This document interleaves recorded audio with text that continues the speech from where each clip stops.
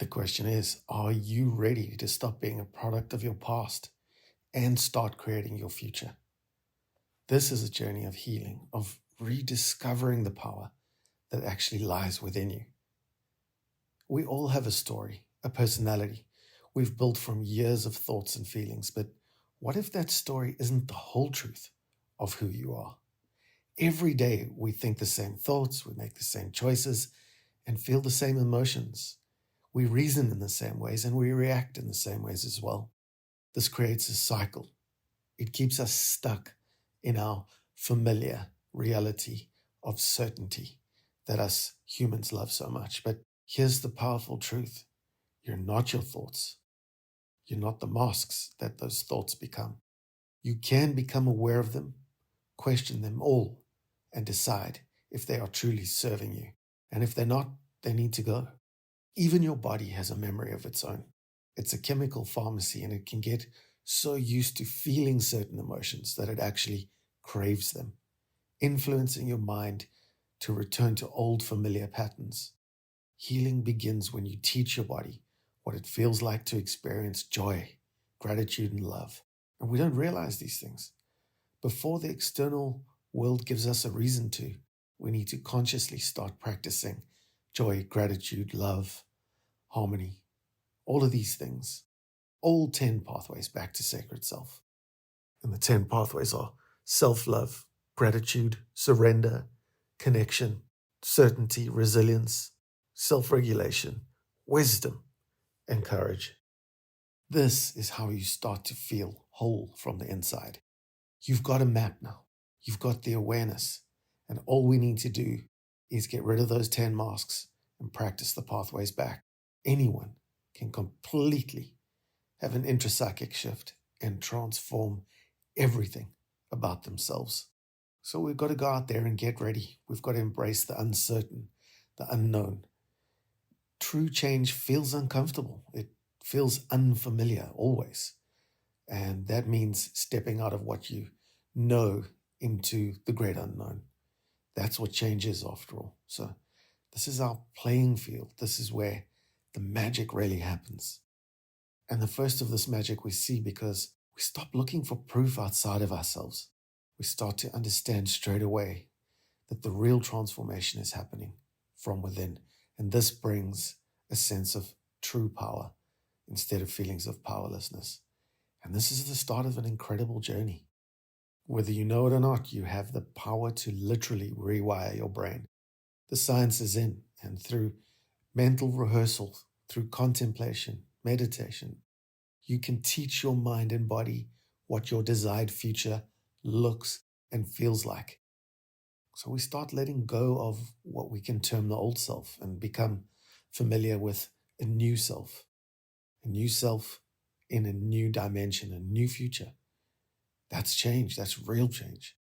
It's about taking charge of who you are, managing yourself, slowing down your brain waves to access the subconscious instead of being afraid of it, staying away from it with every distraction you can possibly find. And the subconscious is where real, lasting change can occur.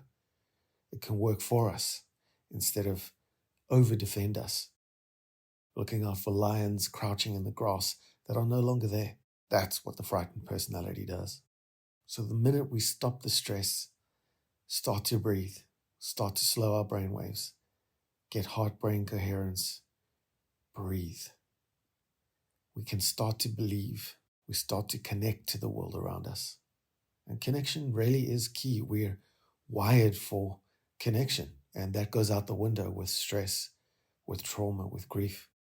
When we heal ourselves, we contribute to a collective field of love, of coherence in a world that can feel full of fear, negativity, and if we choose to show up consciously with courage, compassion, and love rather than fear and anger, it's really one of the most powerful things we can do because it's who we are at our core. Authenticity is who you are. We're truth. We're reality. And when we connect with that, it's a beautiful, beautiful life.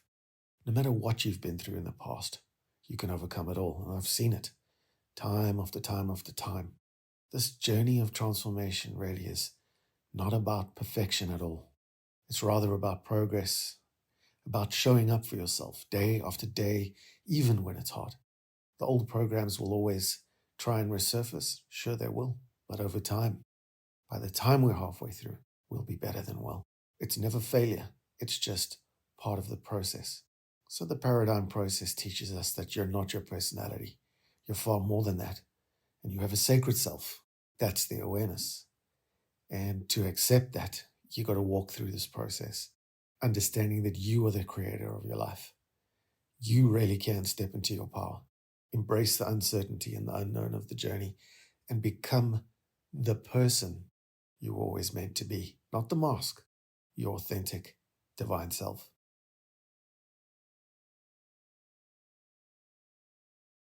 Changing your personality is not only possible, it's mandatory. It's something that we have to do. And if we don't do the work of moving beyond the personality, which of course is transformation, then we start to suffer. The first thing we've got to do is know what the personality is. And it's simply the masks that we wear because of every thought, action, feeling, perception, every event that has shaped our personal reality, shapes our personality. And it helps us. It's geared for survival. It's helped us since, we were 2 years old to navigate through codependence we experienced with our family, the issues we struggled with at school, the attention deficit problems we had, the people-pleasing problems we had. Everything that it's done has been designed to help you survive. So changing it is not easy. It takes a lot of hard work. But by changing how we think, feel, and act, how we react to our environment can create a new personal reality. And this is the beauty, the mystery, and the marvel of creating a shift in your life, a real lasting transformation through the paradigm process, which is simply moving from your personality to what we call your spirituality or your sacred self or your authentic self. You can pick your words, but you are not the masks that you once wore. And eventually those masks start to choke us. And when they do, of course, we get stuck. And this is what mental and emotional suffering looks like. And it comes out in the form of anxiety, burnout, depression, addictions, obsessions, and of course, all sorts of personality and mood disorders. 60% of America is suffering generalized anxiety disorder at the moment. The world has changed, and we need to not be conformed to that world. We need to transform ourselves by the renewal of our minds. If we constantly think, feel, and act, constantly behave, and that's habits, that's addictions in the same ways, we perpetuate how we were. And everything is growing and changing in this universe. And if you're trying to stand still, which is impossible, which is avoidance, isolation, confusion, lack of focus, lack of motivation, lack of energy, then you're going to suffer. And that suffering has come to actually heal and transform you. We've got to move past the cycles of repetition. And that's how we break through with change. We first become aware of the unconscious patterns of how we do life, how we perceive it. So we've got to get uncomfortable in the beginning and move into the uncertain, the unfamiliar, and the unknown, and become a mystic, really. Change is uncomfortable, and staying stuck or staying the same is what the mind thinks is more comfortable, safer, but it's not. It's not at all, because life is doing us. We're being done. There is growth that has to happen. There's contribution. There's meaning. And you know it. You can feel it inside. All of us have a desire for these things and a pull. And if we don't answer the call of that pull, we develop hollowness, emptiness, meaninglessness. We've treated thousands of people, for example, with years of anxiety, depression, all kinds of disorders and dis-ease that they're experiencing in a variety of forms. And as soon as they become aware, they start to accept what they need to do. They take new action or innovation, and they heal their lives in 6 to 8 weeks from 20, 30 years of depression, but only every time. If a person really wants to change, they get it. Once they've got the awareness that they want to change, they just need the roadmap. And that's what the 10 pathways of the paradigm process provide. It's 10 masks of personality, the 10 that we all have. And if you do some work on it, you'll see that some of them are stronger than others. You might be judgmental, controlling, perfectionism. You might be neurotic. You might play the part of an actor or a victim or a people pleaser for that matter. Or you might just be anxious. So what you need to do is become aware of the masks that you wear. And then for each of those masks, there's 10 pathways back to your authenticity underneath those masks. This whole magical process is a structured map for discovering the problem of your personality and then moving from a life dictated by past conditioning and fear to one of authentic love, connection, and self-realized power. This is what we need. It treats the personality itself rather than merely addressing the symptoms of the underlying issues like anxiety, depression, and burnout. You get to the source. All the work is designed to shift brain activity from reactive, survival-orientated limbic system to the more conscious and intelligent prefrontal cortex. The ultimate goal is to move beyond the limitations of fear-based ego and connect with the sacred self, the authentic core of a person where peace, purpose, and true desire resides. But here's the good news. Your brain's ability to change and reorganize itself is absolutely marvelous.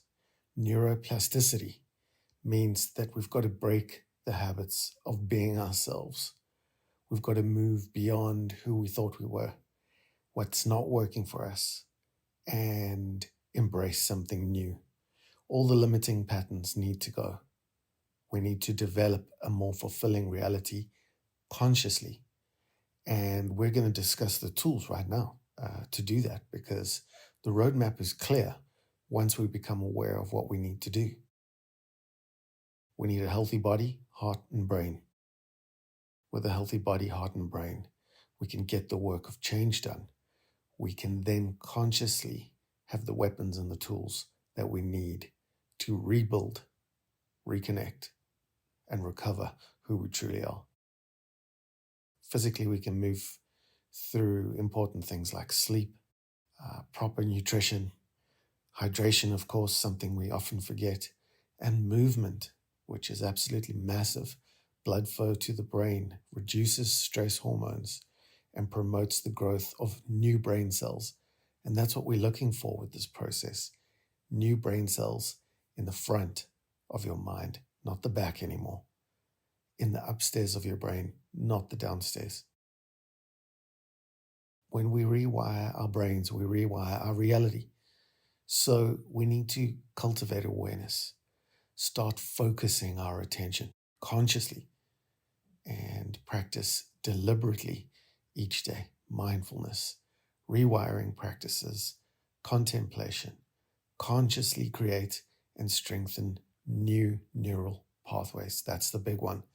Otherwise, we fall into the valley of those old neural pathways very easily.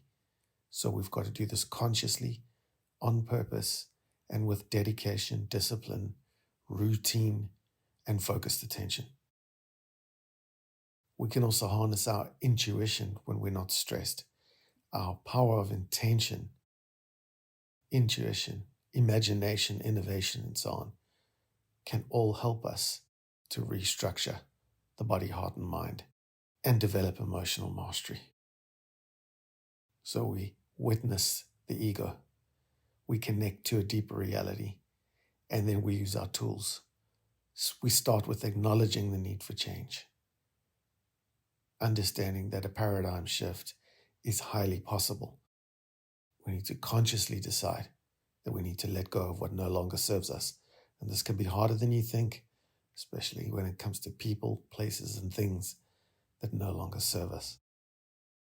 If there's any trauma, you need to heal that trauma and use somatic experiencing, EMDR, cognitive behavioral therapy, and especially self-compassion, self-love as you let go of control. When we change our perception, our environments change. When you change the way you look at things, the things you look at change. We definitely develop increased sensitivity and intuition, a deeper sense of connection, acceptance, and purpose almost immediately when we start to do the work. And of course, a desire to be of service to others. We use mindfulness and meditation, journaling, spending time in nature, all the usuals, building a support system, visualization, elevated emotions. All of these things we can use to embark on a profound journey of self-discovery. I've seen it all the time. It's not guesswork, but the work is about moving beyond the limitations of the ego, healing past traumas, cultivating deep connections with your true and sacred self. And then, of course, developing contemplative intelligence, not just survival-minded IQ, knowledge. It gets us nowhere. We need EQ. We need CQ. So this path promises not just healing from suffering, but the discovery of a life rich with purpose, love, and limitless potential.